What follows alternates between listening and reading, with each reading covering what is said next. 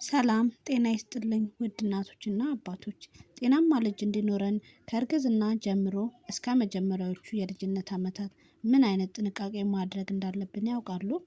እንግዲያውስ ለእናንተ እና ለልጆቻችሁ የሚጠቅም ትልቅ የምስራች ይዤላችሁ መጥቻለሁ። ስሜ እስከዳር እባላለሁ። በቀዳማይ ልጅነት እድገት ክትትል ላይ የሰለጠንኩ ባለሙያ ነኝ።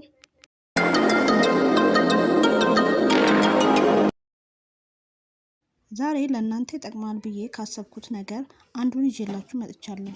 ሰፖርት ማተርናል ሜንታል ሄልስ የእናት የአእምሮ ጤናን መደገፍ በሚል ዙሪያ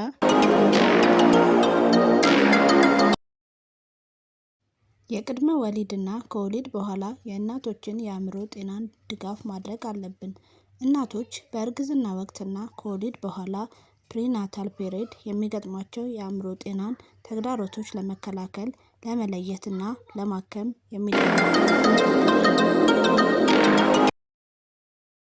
ለእናትየው የሚሰጠው ጥቅም የህይወት ጥራት ያሻሽላል። ድጋፍ የሚያገኙ እናቶች የተሻለ የመቋቋም አቅም ስለሚኖራቸው የዕለት ተዕለት ጤናዎችንና ውጥረቶችን በቀላሉ እንዲወጡ ይረዳል።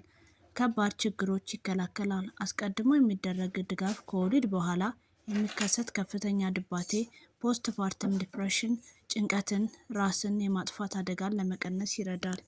ሌላ ደግሞ አካላዊ ጤንነትን ይጠቅማል። የአእምሮ ጤናን ከአካላዊ ጤና ጋር የተቆራኘ በመሆኑ ጥሩ የአእምሮ ጤና ያላቸው እናቶችን ለልብ ህመም፣ ለስትሮክ፣ ለስኳር በሽታ የመጋለጥ ዕድላቸው አነስተኛ ነው። በተጨማሪ ደግሞ ለልጁ የሚሰጠው ጥቅም ጥሩ ትስስር ወይም ቦንዲንግ ይፈጥራል። እናትየው በአእምሯ ጤናማ ስትሆን ከልጇ ጋር ጠንካራ ስሜታዊ ትስስር ለመፍጠር ልጇን ፍላጎት በአግባቡ ለመረዳት ትችላለች። ለልጁ እድገትም ወሳኝ ነው። እናቶች ድጋፍ ሲያገኙ ለልጆቻቸውን የተሻለ የአካል የአእምሮ ባህሪ እድገት እንዲኖራቸው ያደርጋል። ለቤተሰብና ለማህበረሰቡም ያለው ጠቀሜታ የቤተሰብ መረጋጋት ይፈጥራል። የእናቶች ጤናማ መሆን በቤተሰብ ውስጥ ያለውን ግንኙነት ያጠናክራል፣ ግጭትንም ይቀንሳል። የኢኮኖሚ ጥቅምም አለው። ያልታከመ የእናቶች የአእምሮ ህመም በቤተሰብ በሀገር ላይ ከፍተኛ ተጽዕኖ ያደርጋል። ለምሳሌ በስራ ምርታማነት መቀነስ፣ በህክምና ወጪ መዳረግ ያስከትላል። በአጠቃላይ የእናቶች የአእምሮ ጤናን መደገፍ ለጤናማ ቤተሰብና ለጠንካራ የማህበረሰብ ግንባታ መሰረት ነው።